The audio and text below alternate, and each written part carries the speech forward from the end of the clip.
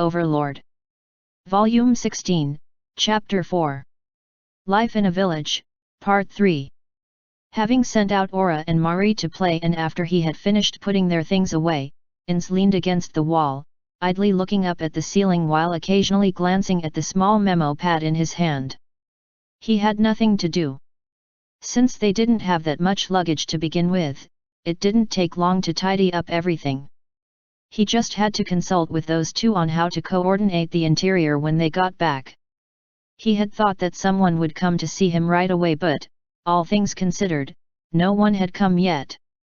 Ins dropped his gaze to the memo pad in his hand.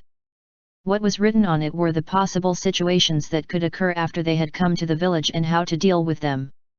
However, no one coming to see him was not something that he could have ever imagined happening.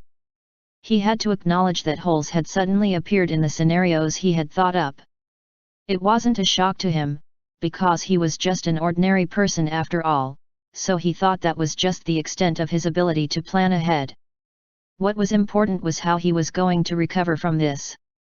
There were two main paths that he immediately thought of. One was to be calm and composed while staying in place, the other one was to take action of his own accord.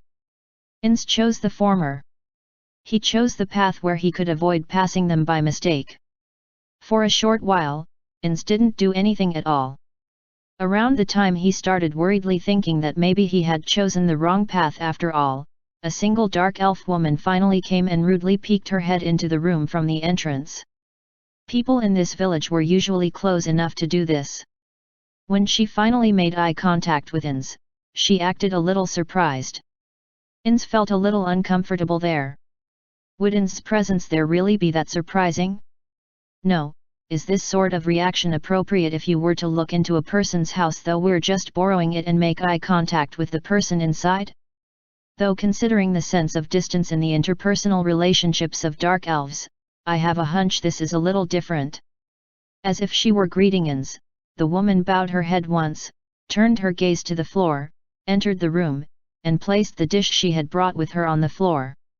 The dark elves wore shoes even when inside the elf trees.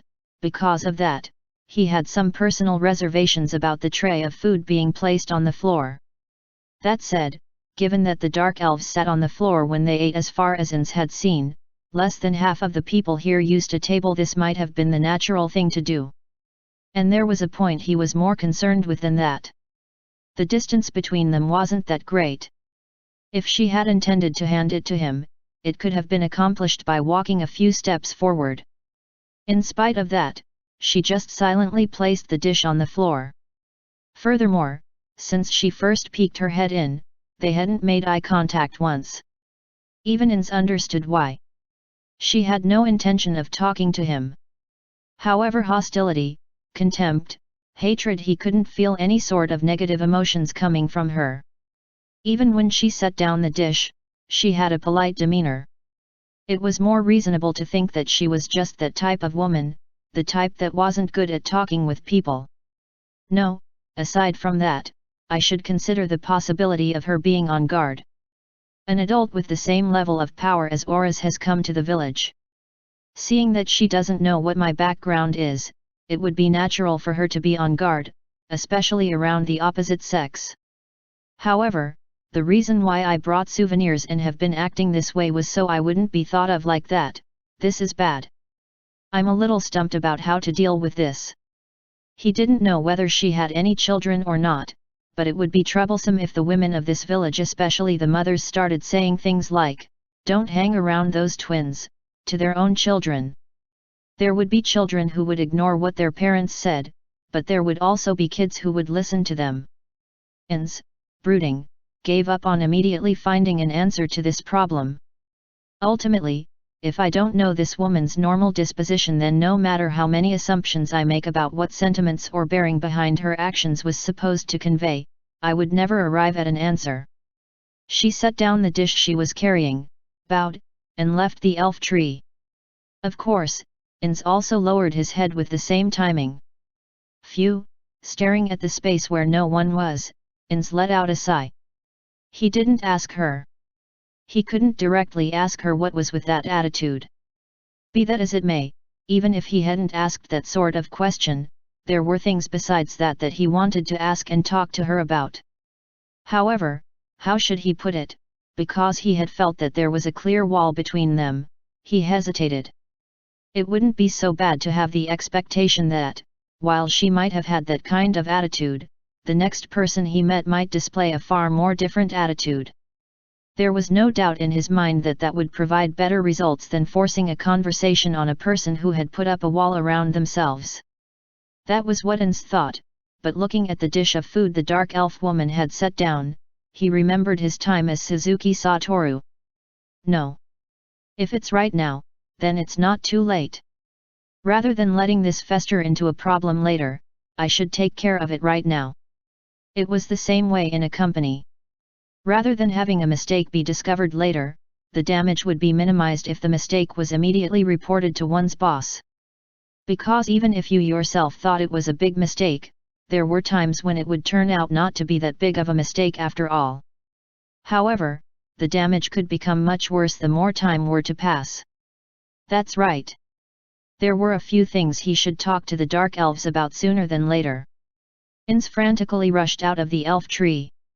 He caught sight of the back of the dark elf woman right away. Since the dark elves and elves too for that matter had a far better sense of hearing than humans did, she probably heard the sound of Ins rushing out of the elf tree as she was already turning around. Was it because of his timing in calling out to her? She was quite surprised, that fact betrayed by her voice. So, about the welcome party. Please talk to the elders about that, she answered, speaking rather quickly to cover it up. It was an attitude that made you suspect that she was hiding something that she didn't want to say. The first thought that suddenly popped into his head was it was supposed to be a surprise. Or rather, that was the only thing that occurred to him. Of course, a surprise welcome party seemed a little strange, but it might have been a dark elf custom, so he should make it a special point to ignore it. Is that so? I do not know what you call it in this village, but right now I am in Keihokuzen of the Morning Moon. The Keihokuzen of the Morning Moon, is it? Yes, do you know of it? Of course, it was a ritual and name he had made up. His expectation that she couldn't have known about it was betrayed by the following words. Oh, no, that's right, that, somewhere, right. I have a feeling that I might have heard that word somewhere else before, or maybe I haven't. Wah! Ins panicked. Could there have possibly been some similar word in this village? It would be bad if that were the case. The worst case scenario would be if it was the name of some evil ritual. He didn't know how to gloss it over. However, since the words morning moon by themselves also held the meaning of the month of the date of a loved one's death, that meaning should have been transmitted to her. Even if the word Keihokuzen, a word coined by Ins, resembled something in the dark elf vernacular, he should still have any number of excuses he could use. Incidentally, the reason Ins knew the words morning moon wasn't because he learned them at the company he worked for, but because it was the name of a skill in Yggdrasil. Wondering what it meant, he had looked it up. Was that right? And no, that's right, isn't it? We're all dark elves, aren't we? By some chance we might have the same sort of words, right? Although you won't know if the meanings are the same unless you try asking. That certainly is right, isn't it? And besides that, though I might seem to recall that I've heard it before, I cannot say for certain that they are the same Keihokuzen. While Ins and the woman were both speaking back and forth quickly, they each showed a smile like their faces were being pulled taut.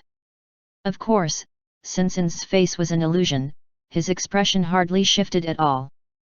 Since this month is the time for me to pray for the tranquility of the dead, I would like to avoid going to places that are too cheerful, like a party, for the time being.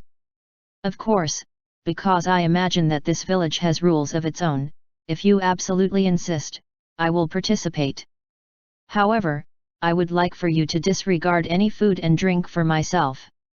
Yes, it is the month you pray for the tranquility of the dead, isn't it? So you are not eating or drinking. I understand. While thinking yes, she got it, he shook his head up and down.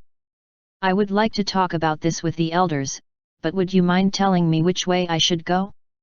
If that is the case, then I will relay it to the elders. Wah! That's so, thank you very much. Well then, thank you for being so understanding. Ins didn't say things like, when we were talking earlier, it felt like you were telling me to go tell them myself. He didn't check with her either because her proposal was convenient for him. He was just going to take her word for it. All that was left was for him to get the hell out of there before she said she had changed her mind or that she wasn't going to do it after all. Ins abruptly announced his farewell to the woman, who was flustered by Ins' sudden and forceful urging, then he walked back to the elf tree. While feeling relieved that she hadn't called out for him to stop, he had ignored her as hard as he could. Ins returned to their lone dwelling and picked up the tray she had placed on the floor. It weighed quite a bit, though from Ins' perspective it was still pretty light. It didn't look like an amount of food the three of them could finish eating. This was, without a doubt, the morning and evening meals, 2 meals for 3 people, a total of 6 servings. When he considered that, it seemed natural for there to be this much, but he also had a hunch that this was still a little too much. That said, this was because Suzuki Satoru had never put that much effort into his meals. In addition, ever since he became Ins, he's had a body that couldn't eat. So, this might just be a lot of food based on his intuition. Maybe you have to take in a lot of calories when you're living in a place like this. There's no such thing as a totally nutritionally balanced diet anyway. Their meal consisted of cooked meat which appeared to have been only roasted and dried fruit. It was garnished with what looked like a salad of some kind of chopped leaves. In the salad, there were what appeared to be crushed caterpillars and a variety of tree nuts to go along with it. Incidentally, there was also a dish of assorted roasted caterpillars, big ones and other bugs. Aura's assessment of those was, it wasn't very good. Moreover, due to the lack of variation in the flavors and ingredients, it seemed like one would quickly get tired of it. Be that as it may, it had sparked his curiosity. What sort of flavors would spread out in his mouth? Since insects were packed with protein, Suzuki Satoru used to eat the barbecue-flavored ones often. However, he had never eaten these kinds of fat, whole roasted caterpillars before. While thinking it was a little unfortunate that his body couldn't eat, Ins placed the dish on a shelf in the room downstairs. Finally, he started to think about what he should do from here. Since the Dark Elves don't have the concept of lunch, the children's playtime should go on for a while probably. If the children were counted as part of the workforce, their playtime might be controlled to a certain degree, but there were many people who knew Ins had thrown a word or two at the children about his wish for them to play with the twins. Given that was the case, the adults would probably allow the children to play full-time, at least for today. In other words, there was a good chance that neither Aura nor Mari would return anytime soon. In that case, Ins decided that he would use the time to pursue his own interests. Even if he had used perfect unknowable and walked well, flown around the village, he had never shown himself in public and strolled around before. He might even discover something new. The last reason was that there were some places that he thought he would like to visit. And I've made some preparations, just in case. Unlike the memo pad he had been looking at just a while ago, this time he produced a proper notebook out of thin air from his item inventory and made it a point to try and memorize the various things he had written in it. What had been recorded in it was the production method of a potion that used various medicinal herbs and minerals. Unfortunately, with Ins's brain, he could only remember 2 or 3 kinds of concoctions at best. However, while Ins's brain certainly wasn't anything outstanding, you couldn't say it was the cause of all of his problems. It was because the mixing process was fairly detailed, though that would obviously be the case, and it was also rather difficult to memorize them for a person who completely lacked basic knowledge of, and interest in, the production of the aforementioned concoctions. While Ins mumbled and recited the mixing process over and over again, he stowed away the notebook in his inventory, went outside a second time, and started walking around town. A number of dark elves recognized Ins and glanced his way. It wasn't as if he was being watched. what resided in the glances of the people who normally walked around the village were curiosity and interest. While it would be dangerous if one person could see through his illusion, there was fortunately no sign that a person who possessed such an ability was present in this village. No, if there had been, then there would have been a huge uproar when they arrived at the village. Though there were villagers who were curious and showed interest, no one came up to talk to him. In this kind of isolated village, they would probably keep their distance from outsiders, as one would expect. No, even Suzuki Satoru wouldn't try to approach and talk to some unfamiliar face just because they were in the company offices. On the contrary, if anyone did approach and talk to him, it might be logical to think they suspected him of something. In the first place, Ins didn't feel he was being alienated. The twins were the main characters this time. Right now Ins was just an insignificant side character in this play. The problem lied in overemphasizing that sort of minor role. Yet, the need to call attention to his presence, to a certain degree, would probably appear before long.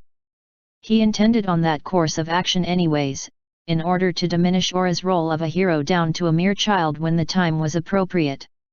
A dark elf in front of him walked toward him. They would occasionally turn their gaze towards Ins, but that was nothing more than the gaze you would turn to a person you were crossing paths with. Perfect. Let's use that as part of my disguise. Through his use of perfect unknowable, he knew the general layout of the village, but they had established that this was the first time Aura's uncle had come here. He would probably appear suspicious if he were to walk around like he was too familiar with the place. Of course, he could make any number of excuses in that case. For example, Aura had told him, and so on. However, intentionally making excuses and appearing suspicious to them, were both troublesome acts. He wouldn't do a single thing that would raise their wariness of him, and if that were the case. Excuse me. Oh, yes. Can I help you with something? He just had to ask one of the dark elves that were around there. Yes. I heard about it from my niece, but as I understand it, there is a brilliant pharmacist who is the chief pharmacist of this village, yes? I would like to pay him a visit, so could you point me in the direction of his elf tree? They answered Ins's question honestly, without any suspicion or concealment.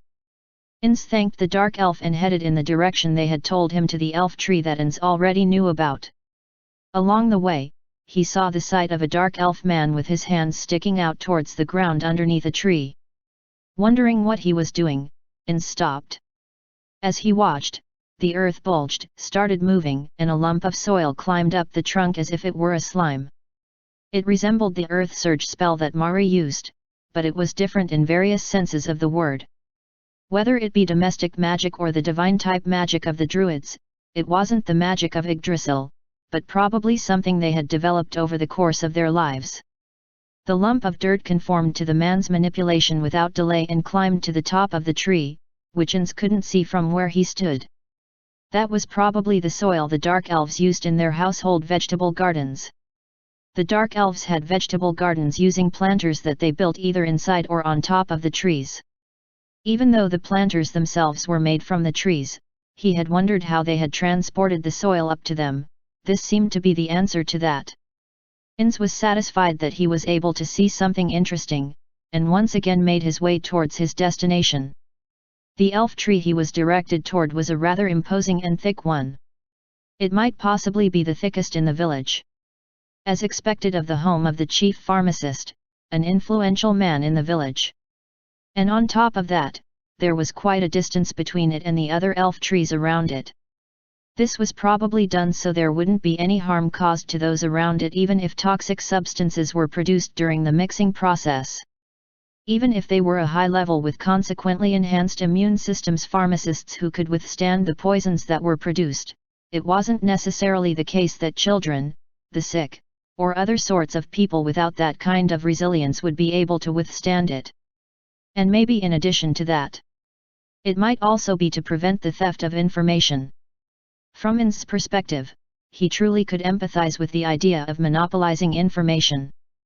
both in the sense of protecting one's vested interests and in the sense of wanting to avoid the trouble it would cause if they were stolen. Everyone knew that a medicine could become a poison if you misjudged the dosage. So, would the person who willfully stole that information be able to make proper medicine? Probably not. If an inferior imitation appeared on the market and victims of it emerged, then even the pharmacist who originally created the medicine would be suspected. In short, that's what this was. "Hello, do you mind if I come in?" Ins called out into the interior of the elf tree. There was no reply. Knocking on the trunk of the elf tree, he called out one more time. When he strained his ears, he could hear the sound of something being rubbed and scraped together. "If you'll pardon the intrusion." Ins just walked in of his own accord. Then, he immediately caught sight of the back of a slightly plump male dark elf. Although it could be due to a lack of exercise, this sort of physique was probably the result of having food delivered that was commensurate with having a prominent, high-status job. First of all, it was probably safe to assume that this wasn't an apprentice, but was indeed the master of this house, the chief pharmacist. Sitting on the floor and turned towards a low-sitting desk, the pharmacist single-mindedly rotated his arm. On the desk were an ordinary mortar and pestle, a Jagen mortar and pestle, and other rudimentary tools. The pots on the shelves probably had herbal medicines inside them. Herbs and plants that appeared to be medicinal hung down from the ceiling. T/N, Jagen, is a type of mortar and pestle that is used to crush ingredients for herbal medicine in Japan. Picture a boat-shaped bowl for the mortar and imagine the pestle as a wheel with a rod in the middle. The odor of bitter medicines and green grass mixed together and flooded into In's nasal cavity, reminding him of Enfiria and his grandmother's workshop. The dark elves possessed a far greater sense of hearing than humans did. Be that as it may, it would only be slightly better compared to humans, so Ins had no way of distinguishing whether the chief pharmacist had noticed but dared to ignore him, or whether he hadn't noticed him because he was so focused on his work. Ins called out to him once more. "Excuse me. Do you have a moment?"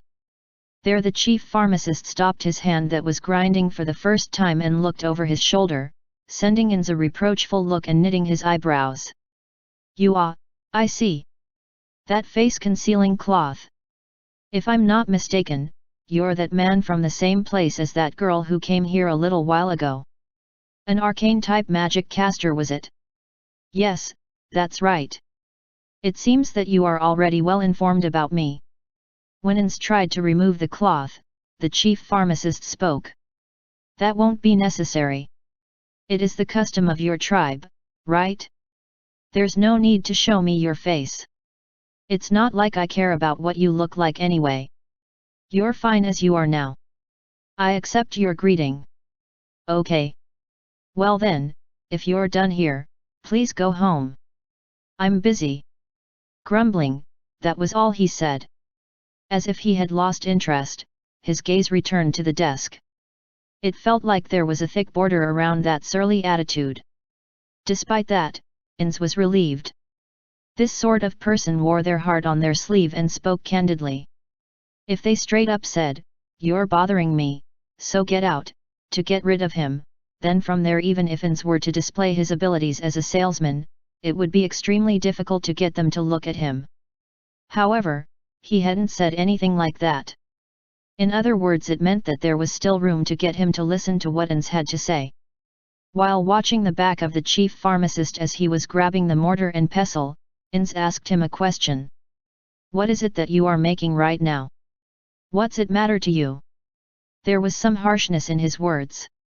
He didn't have time for useless conversations. "Is that right?" Ins answered. After he let some time pass by, he then asked. "First, I would like to ask you about what medicinal herbs you use to cure a stomachache in this village. Is it Kugane peel? Or is it Candiani root?" The chief pharmacist's hand suddenly stopped.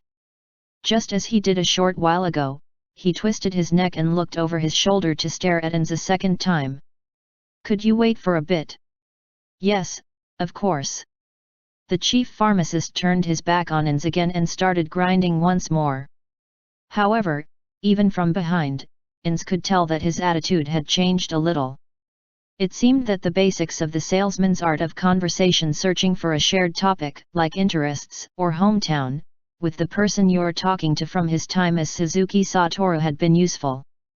Hypothetically, consider the difference between a salesperson you had no common ground with versus someone with the same interests. If the contents of what they're peddling, its appearance, price, windows of delivery, payment, and so on were all the same, then a business contact would usually choose the latter. Since the chief pharmacist seemed to be a person who was passionate about their work, he had guessed the topic of medicines would be the best one to curry favor with him. I was just making it right now. Quinine doesn't grow around here. That's why we use Azen leaves. As you might know, when you grind up Azen leaves, their efficacy quickly fades. However, it is also problematic if the speed of the grinding is too fast and they heat up. When he had finished grinding them enough, he poured a gooey liquid into the mortar. This liquid is a secretion that comes from cutting into the near tree. By mixing it with this, there will be no change in efficacy. That being said, one more step is necessary because using it like this weakens its efficacy. The chief pharmacist once again turned to Ins and unreservedly scrutinized him from head to toe. His nose then moved like he was sniffing for something, after which he frowned. There's no smell. Hey, show me your hands. Ins did as he was told and showed him his hands. Because Ins more or less knew what he wanted to say, he showed him the backs of his hands, his fingers. For the time being, the chief pharmacist shouldn't be able to touch him with the distance between them. Ins thought about what to do if the chief pharmacist were to approach him and searched for the words to explain it away. The smell of crushed plants, if you're a pharmacist, that smell that would naturally be soaked into your body, the residue that would stain your fingers, isn't there. I heard you were an arcane-type magic caster, but does this mean you're performing the techniques of the pharmacists in some other way? Since he had planned on visiting this place, he could have crushed some medicinal herbs to cloak his body in their scent beforehand and gain the chief pharmacist's trust. On top of that, because Ins's hands were just illusions, it was possible to make them hands the chief pharmacist would approve of. However, there were two reasons Ins hadn't done those things. The first one was because the bearer family wasn't like that. Certainly, that smell would drift out while they were working, and the smell that permeated their workshop and work clothes was quite intense. However, it wasn't as if they were constantly cloaked in that smell. If anything, Enfiria and the rest of them seemed to be very concerned about nothing other than deodorizing themselves. Of course, that might just be the bearer family, but when faking one's identity, your words and actions would be more natural by using a real person as a reference. You could finish without having to fret over every single word or comment and create lies. The other reason was because Ins was totally ignorant about herbal medicine. Even if he rubbed on the smells, changed the color of his fingers, and assumed the identity of a pharmacist's apprentice, he would probably be found out when the chief pharmacist asked him about dosing, as he would not be able to give a straight answer. If he was suspected of being a total fraud from that small tear in his disguise, then his activities in this village wouldn't bear any fruit. No, that's not quite correct. My master also practices alchemy. It was nothing more than a little bit of the knowledge they had taught me. This was accordingly in character for Ins to aim for the last possible moment to avoid having his lies seen through, and so that no contradictions would arise from what he had said earlier. Humph. So that's it. Ins immediately sensed that the chief pharmacist had lost interest in him. This couldn't be helped. You could also say it was exactly as he had imagined. It was for this reason that he had prepared one more trump card to draw his interest. Ins came closer to the chief pharmacist until he was standing next to him, who was once again facing his desk. Ins placed his trump card among the things on top of the desk. This is a potion that contains a healing power that was brought from a certain place. That potion in the glass bottle, which was made in Irantal and didn't have a speck of refinement to it, was one of the potions the Barer family made in the process of creating the red healing potion. The red potion was already completed right now, they're focusing their energy on developing a version that used cheap alchemical solutions or herbs, so contrary to expectations, this potion was rarer nowadays. This is purple. The chief pharmacist picked up the bottle. The container isn't colored, the reason it isn't blue, something is mixed into it. The chief pharmacist raised the bottle up and shook it while looking at the bottom. There's a small, really only a slight deposit on the bottom, yes. He was muttering to himself. May I? Go right ahead. The moment Ins granted his permission, the chief pharmacist opened the lid of the bottle and without any hesitation, lightly cut his hand with a knife. He then splashed the potion onto that small cut. It was a fairly good amount. He had used about half the bottle. The cut closed. You couldn't say that it was instantaneous at a visible speed. That's fast, I couldn't even calculate the time it took. The medicinal herbs and magical reagents used to make it are in this deposit. He sure talks to himself a lot. Hey, or rather, that knife, wasn't it the one he was using to chop something up until just a moment ago? And on top of that, he was able to use it in that way. Wasn't the effect not supposed to activate if you didn't use the whole thing, regardless of the wound? No, that was probably because in an extreme situation, like in the middle of combat, you wouldn't be able to consider things like wound depth to calculate the amount to use, would you? The chief pharmacist licked off all the potion that covered his hand and then smelled it. I smell azan. He seemed to notice that it was something else faster than Ins could slip in a retort.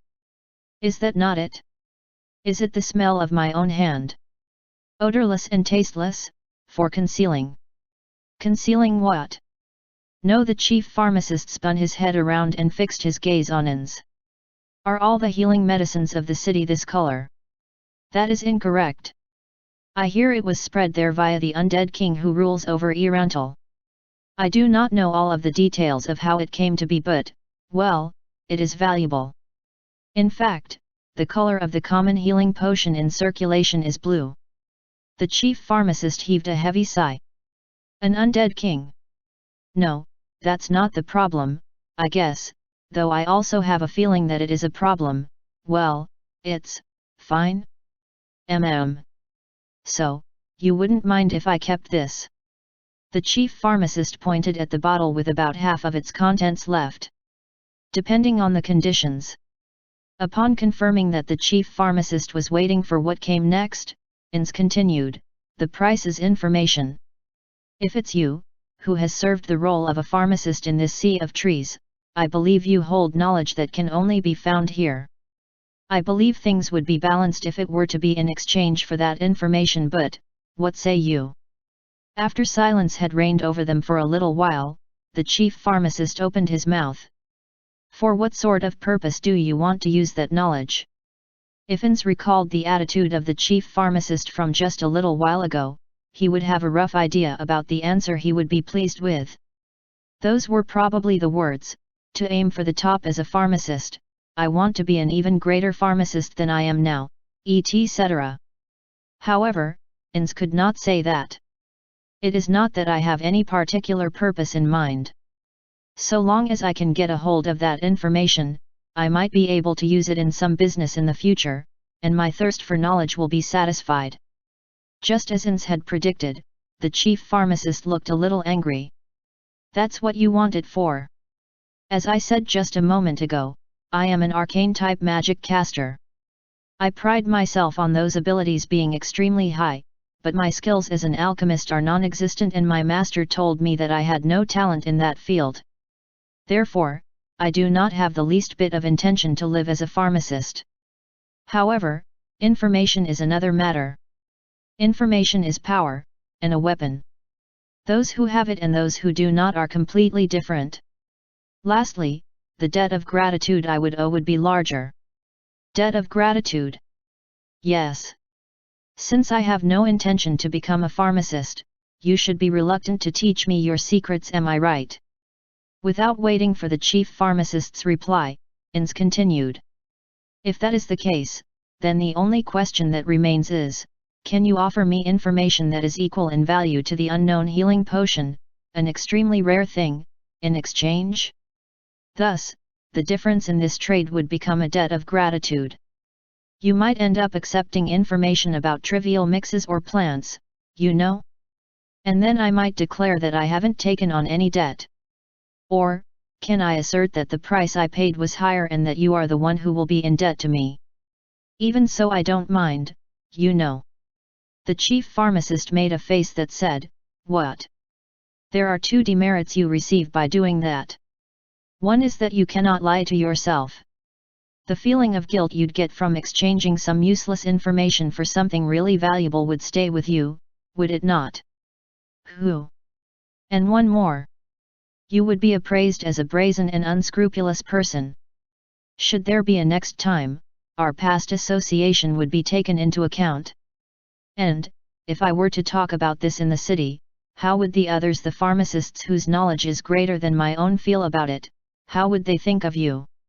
"I see.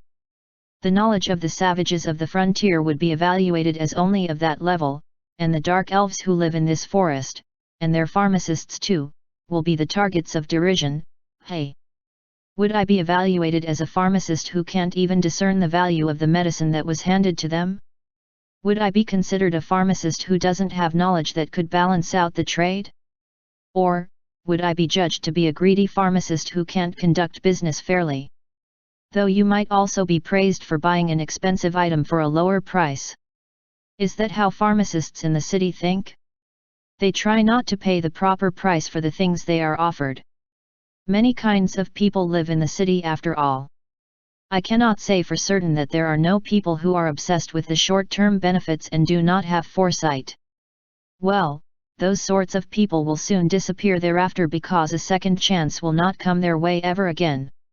On the contrary, it is those merchants who look after first-time customers who will be given a chance of success. As the saying goes, you must lose the fly to catch the trout. Ha ha ha, the chief pharmacist laughed in amusement. It was the first time he had smiled since Ins got there. "You really are a smooth talker, aren't you? You sure run your mouth a lot." Ins breathed a small sigh of relief. He had thought the chief pharmacist would be a much more emotional dark elf. To put it bluntly, for a very average salesman, customers who put their emotions out in the open presented many problems. Personality-wise, the kind of people who prioritized their own feelings over the merits and demerits of an action, even after they were explained to them, were quite troublesome. Ins remembered hearing that in most cases, those were the sort of people who would decide on the specifications one day and come back to say to change them the next day. It seems that there was an opinion that if one were to be a first-rate salesman, that kind of customer would be a piece of cake to handle once they got their foot in the door, but for Ins, from the perspective of an average salesman like Suzuki Satoru, they weren't someone he would want to do business with. "That is the first time I have been told that." He really had never been told that. "Isn't it just that everybody thought of you that way and just didn't say it out loud?" Unlike a moment ago, the chief pharmacist seemed to be in a good mood. "Is that right? Though I myself do not believe so. Ha ha ha, now then, when it comes to the knowledge that will balance out the value of this potion, there's nothing I can offer except the secret medicines I know. How long are you planning on staying in this village?" "It is not as if I have definitely decided, but I intend to leave this village in a few days. Perhaps around 7 days at the longest." The chief pharmacist's mouth twisted into a grin. "I see.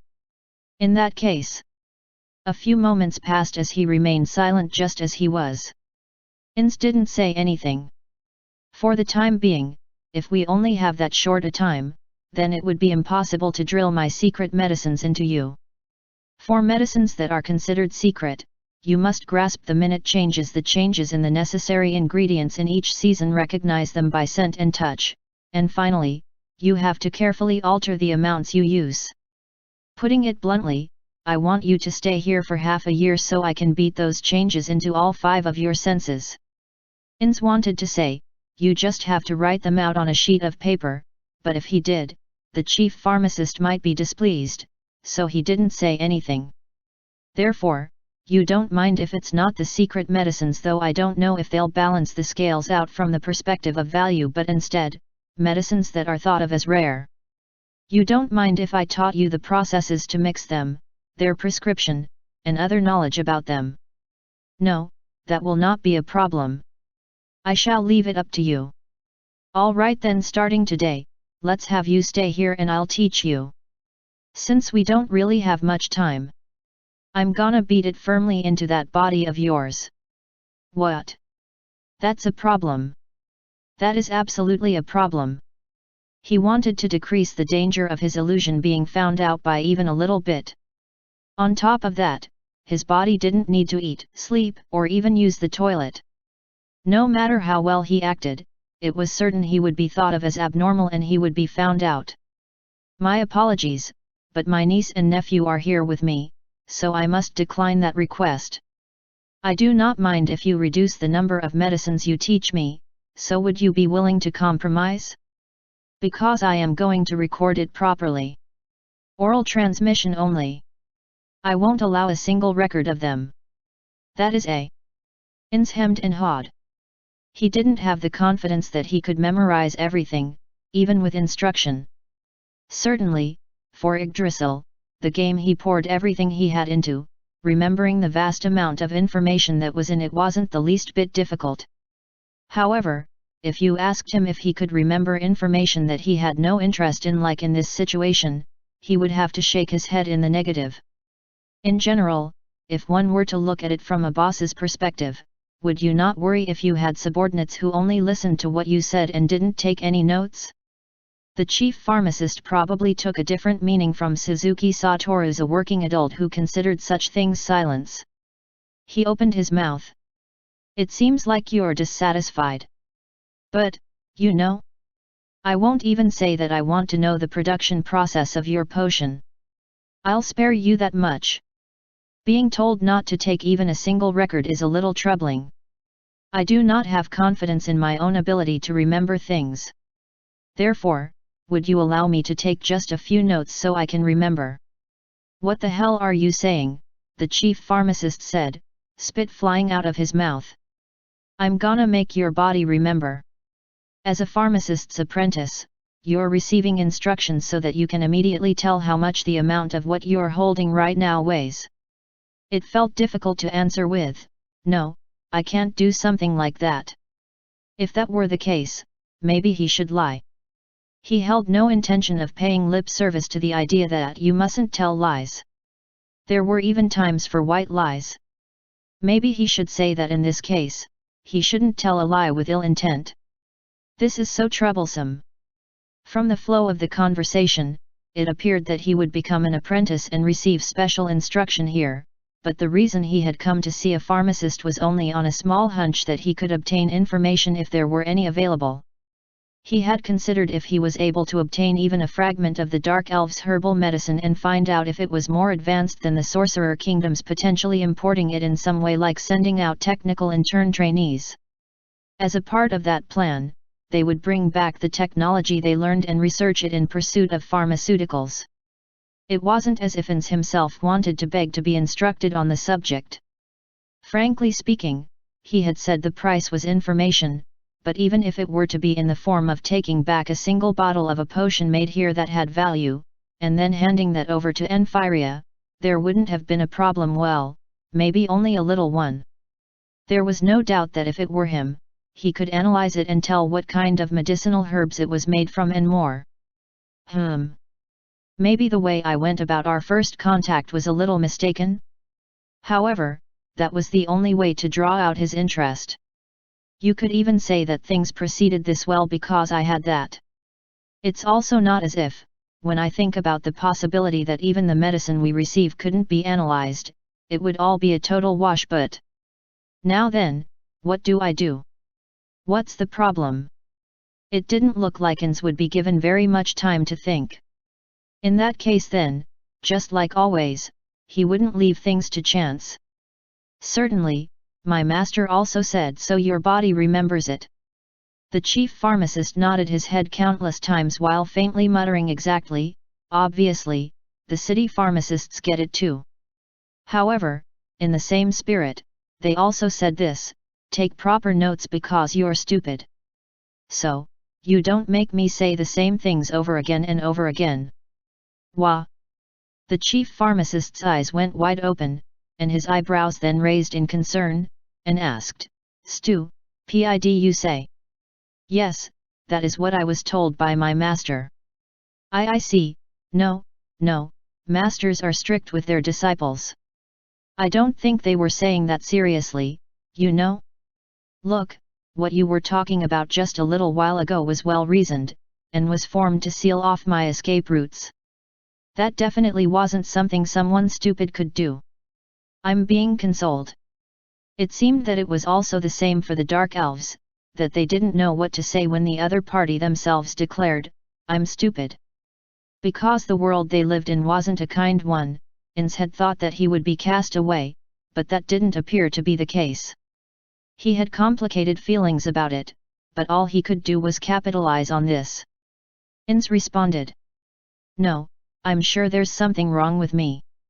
My ability to remember things is weak. I see. Ins asserted it with confidence, and on top of that, the chief pharmacist had averted his gaze as if his head had been pushed to the side. They both fell silent. There was a fairly good chance that the chief pharmacist would say that there's no way he could teach things that could turn into poison if the amounts were mistaken to someone like him. However, I get it, a voice that sounded like it had accepted something suddenly leaked out of the chief pharmacist. When Ins was wondering what it was that he got, the chief pharmacist showed an expression that was akin to admiration, but only for an instant.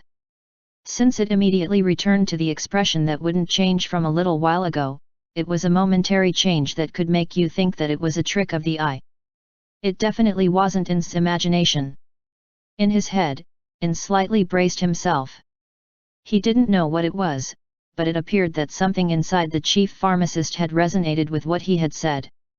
Ins felt like he could see a demon he knew very well smiling behind the chief pharmacist. What the hell did I just imagine? That would be really weird, wouldn't it? If that's how it is, then it can't be helped. 7 days at the longest, meaning there's even a possibility that you'll leave this village even earlier, right? Repeating the same explanations over again means squandering even more of our time. Make sure to burn those records when you've remembered them properly, okay? He didn't know what had caused the change in the chief pharmacist's attitude. While keeping his guard up, Ins answered as he normally would. Yes, I promise. You get it, then. In accordance with your request, I will teach a rather difficult mixture. My instruction will be strict, but you won't cry about it, will you? Ins didn't remember anything about a request, but even leaving that aside for the moment, this was the only thing he should probably say right at the start. No, please teach me gently. The chief pharmacist's mouth fell open with a pop, and then he made a face that looked like he had swallowed a bitter bug. It wasn't as if Ins had negative opinions about strict instruction. However, between strict and gentle, he was the sort of person who would choose the latter. You got some nerve? No, but I wouldn't like it if you beat me with a heated pole or something. Why, your master does things like that? No, they do not do things like that, but even I wouldn't do such a thing like that, all right. I would be very happy if you did not. When Ins shrugged his shoulders like he was joking, the chief pharmacist looked disgusted. Ha! I think I understand your personality a little bit. Though I also do feel a little sorry for your master. Come on, I'm gonna teach you straight away. From here I'm going to cite the names of several medicines and their effects. If they're ones you know, then it'll be useless. No, they can't be said to be useless. I guess it wouldn't be so bad in the sense that you'll learn about the difference in the ingredients used and more. Well, anyway, tell me which ones you want me to teach you. Thank you very much. However, before that, one question. Are you alright with a verbal agreement? If he were to say, sign a contract or cast some spell, it might be better to just have him pretend that everything they had talked about until now didn't happen. I don't care. Trust is important, right? Who knows, maybe what you put in writing will get passed around and get carried all the way back to me. All that'll happen then is I'll scorn you. So that's the kind of people city pharmacists are, is what I'll say. I see, I understand. It's also a big loss for me if the assessment of the city pharmacists was lowered. I absolutely promise not to put them in writing and let them be distributed.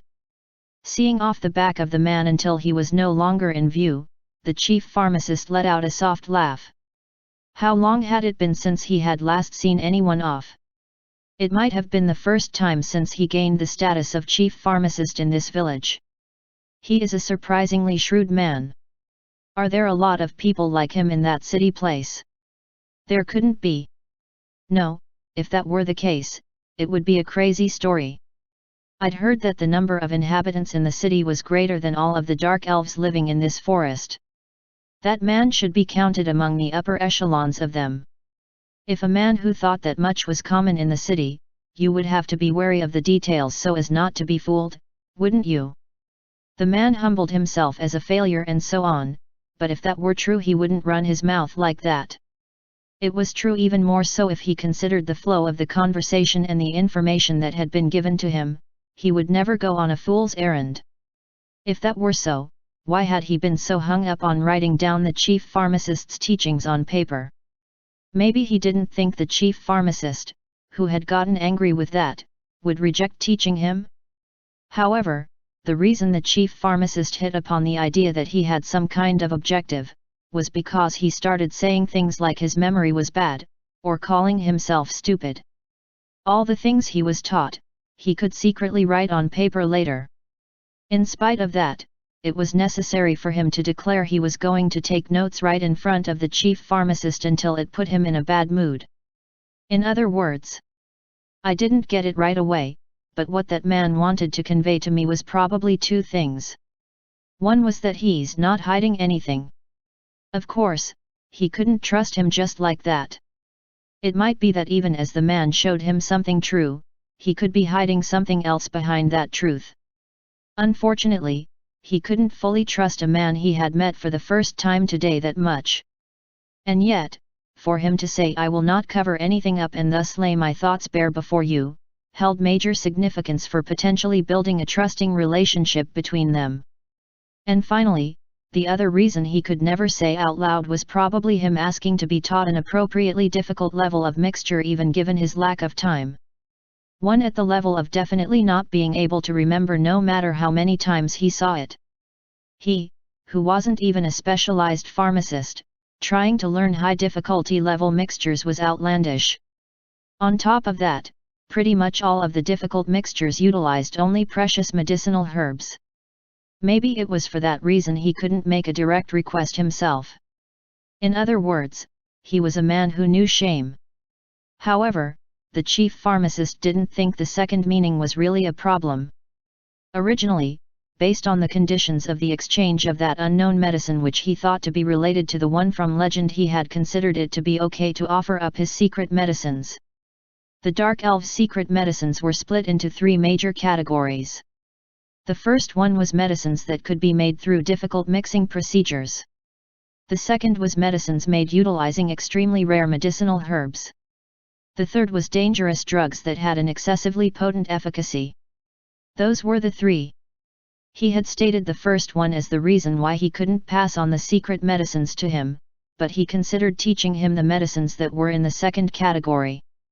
It could be that medicinal herbs that are rare in this region might be abundant in the city or wherever.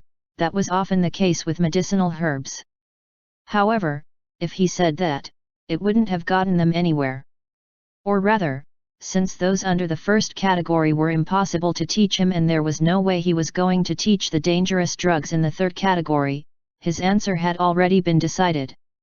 And in this case, he had also thought there would be a benefit for himself too. He could offer up the ingredients that were rarely found here and were highly prized even in the city at an appropriate price simultaneously. If he returned to the city, spread the medicines he had been entrusted with, and they became precious materials as a result, then people from the city might come here to the Dark Elf villages to do business to try and obtain them. When he saw the purple potion, he knew that the city's medicinal use was at an appropriately high level. Having a chance to obtain that material and knowledge, even the chief pharmacist didn't think it sounded so bad.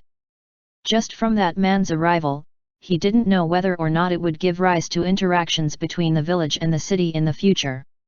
However, even if you were to tell him that he should accept the request based on that practical perspective, there would be no doubt that the chief pharmacist would have frankly disagreed with that sentiment instead.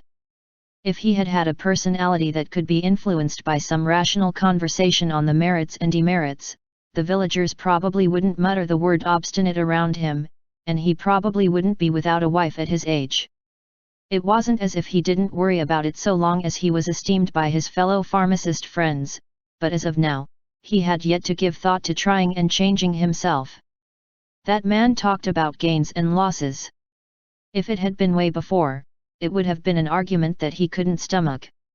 However, it was about his gains and losses as a pharmacist, interestingly enough.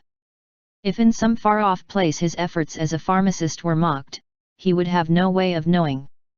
He had no way of knowing, but if you were to ask him if he was okay with that, his answer would be absolutely not.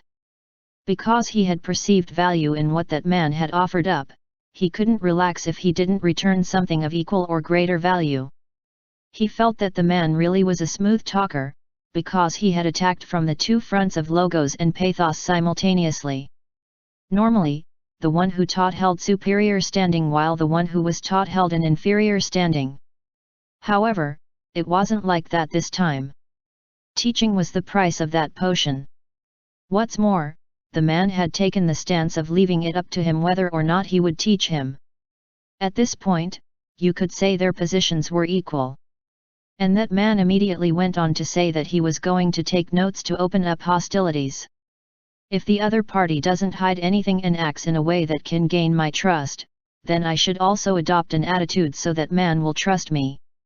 However, that was an extremely different problem.